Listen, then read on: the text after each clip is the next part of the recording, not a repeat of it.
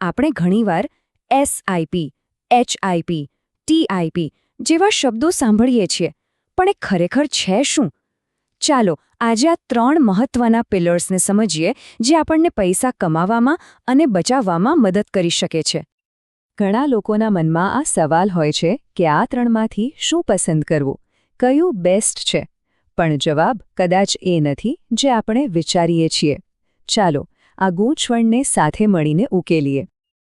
Okay, તો સૌથી પહેલા વાત કરીએ એ સાધનની જે પૈસાથી પૈસા બનાવવા માટે જાણીતું છે, એસઆઈપી.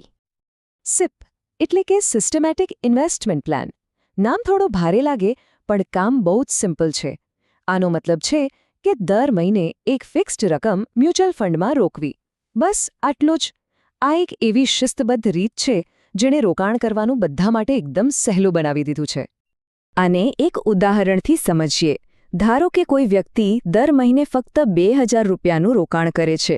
હવે એમ લાગે કે આટલી નાની રકમથી શું થશે, પણ જરા જુઓ. 10 વર્ષ પછી જો આપણે સરેરાશ 12% વાર્ષિક રિટર્ન ગણીએ તો એ જ રકમ લગભગ 4.5 લાખ રૂપિયા બની જાય છે. આ કોઈ જાદુ નથી, આ છે કમ્પાઉન્ડિંગનો પાવર. મતલબ કે તમારા પૈસા પર જે વ્યાજ મળે છે એના પર પણ વ્યાજ મળવાનું શરૂ થઈ જાય છે. તો એસઆઈપીનો સૌથી મોટો ફાયદો શું છે? એક તો નાની રકમથી શરૂઆત કરી શકાય છે. બીજું, બજાર ઉપર નીચે થાય એની ચિંતા નહીં, કારણ કે રૂપી કોસ્ટ એવરેજિંગથી ખરીદી સરેરાશ થઈ જાય છે. અને હા, લાંબા ગાળે તો કમ્પાઉન્ડિંગને કારણે મોટું ભંડોળ બને જ છે. અમુક ઈએલએસએસ ફંડમાં રોકાણ કરવાથી તો ટેક્સમાં પણ ફાયદો મળે છે. સારું, તો એસઆઈપીથી પૈસા તો બનાવી લીધા, પણ શું એટલું પૂરતું છે? જરા વિચારો, મહેનતથી કમાયેલા પૈસાને બચાવવા પણ એટલા જ જરૂરી છે, ખરું ને? અહીંથી આપણી વાત રોકાણથી સુરક્ષા તરફ વળે છે. અને સુરક્ષાની વાત આવે એટલે સૌથી પહેલા આવે છે એચઆઈપી, એટલે કે હેલ્થ ઇન્સ્યોરન્સ પ્લાન. આને કોઈના સ્વાસ્થ્ય માટેની એક મજબૂત ઢાલ સમજી શકાય છે. એક વાત ખાસ યાદ રાખવા જેવી છે. એચઆઈપી કોઈ રોકાણ નથી જેમાંથી પૈસા પાછા મળશે. આ તો એક સુરક્ષા છે, એક પ્રોટેક્શન પ્લાન છે. જો ક્યારેય બીમારી કે અકસ્માતને કારણે હોસ્પિટલમાં દાખલ થવું પડે તો આ પ્લાન ખર્ચા ઉઠાવી લે છે અને બચતને બચાવી લે છે. આ વાત એકદમ સાચી છે. ક્યારેક એક મોટી બીમારી પણ આખા જીવનની જમાપૂંજી સાફ કરી શકે છે. એટલે જ હેલ્થ ઇન્સ્યોરન્સ એ સુનિશ્ચિત કરે છે કે કોઈ મેડિકલ ઇમરજન્સી ફાઇનાન્શિયલ ઇમરજન્સીમાં ન ફેરવાઈ જાય. તો હિપ કેમ જરૂરી છે? કારણ કે આજકાલ મેડિકલ ખર્ચા આસમાને પહોંચી રહ્યા છે. આ પ્લાન એ ખર્ચાઓ સામે રક્ષણ આપે છે, મહેનતની કમાણીને બચાવે છે, અને હા, ઇન્કમ ટેક્સના સેક્શન 80D હેઠળ ટેક્સમાં પણ રાહત મળે છે. આ બધાથી ઉપર પરિવારને એક માનસિક શાંતિ મળે છે. ચાલો હવે આપણે આપણા ત્રીજા અને છેલ્લા સાધન પર આવીએ, જે છે ટીઆઈપી, એટલે કે ટર્મ ઇન્સ્યોરન્સ પ્લાન. આ પરિવાર માટે એક સુરક્ષા કવચ જેવું છે. આને એકદમ સરળ ભાષામાં સમજીએ. ટર્મ ઇન્સ્યોરન્સ એક શુદ્ધ જીવન વીમો છે. આનો મતલબ એ છે કે જો પોલિસી ચાલુ હોય એ દરમિયાન પોલિસી ધારકનું અવસાન થાય તો તેમના પરિવારને એક મોટી રકમ મળે છે.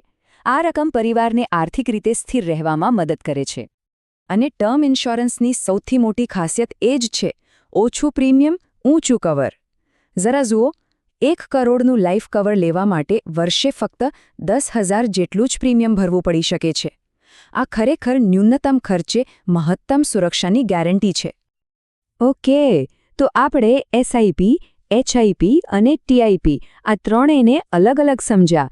ત્રણેય પોતપોતાની જગ્યાએ ખૂબ જ પાવરફુલ છે. હવે ચાલો આ ત્રણેયને એક સાથે મૂકીને જોઈએ કે કેવી રીતે કામ કરે છે. આ ટેબલ પર એક નજર નાખો. અહીં બધું એકદમ સ્પષ્ટ થઈ જાય છે. એસઆઈપી એક રોકાણ છે જેનો હેતુ સંપત્તિ વધારવાનો છે અને જેમાં ઊંચું રિટર્ન મળી શકે છે. જ્યારે એચઆઈપી અને ટીઆઈપી બંને વીમા છે. એચઆઈપી કોઈના સ્વાસ્થ્યની સુરક્ષા કરે છે અને ટીઆઈપી જીવનની. આ બંનેમાંથી કોઈ રિટર્ન નથી મળતું, કારણ કે તેમનો હેતુ જ સુરક્ષા આપવાનો છે. અને હા, ત્રણેયમાં અલગ અલગ સેક્શન હેઠળ ટેક્સના ફાયદા પણ મળે છે. એટલે કે આ ત્રણેય એકબીજાના વિકલ્પ નથી, પણ એકબીજાના પૂરક છે. એટલે વાતનો સાર એ છે કે એક સ્માર્ટ ફાઇનાન્શિયલ પ્લાન એટલે આ ત્રણમાંથી કોઈ એકને પસંદ કરવું એવું નથી. સાચો પ્લાન તો એ છે જેમાં આ ત્રણેયનું યોગ્ય સંતુલન હોય. સંપત્તિ બનાવવી અને સાથે સાથે એને અને પરિવારને સુરક્ષિત પણ રાખવા. આ ચર્ચાનો હેતુ એક સાચી દિશા આપવાનો છે. દરેક વ્યક્તિની જરૂરિયાત અલગ અલગ હોય છે, એટલે પોતાની જરૂરિયાત મુજબ પ્લાન બનાવવા માટે કોઈ સારા ફિનાન્શિયલ એડવાઇઝરની સલાહ લેવી હંમેશા હિતાવહ છે. તો સવાલ એ છે કે કોઈની પોતાની ફિનાન્શિયલ પ્લાનિંગની ગાડી કેટલી સંતુલિત છે?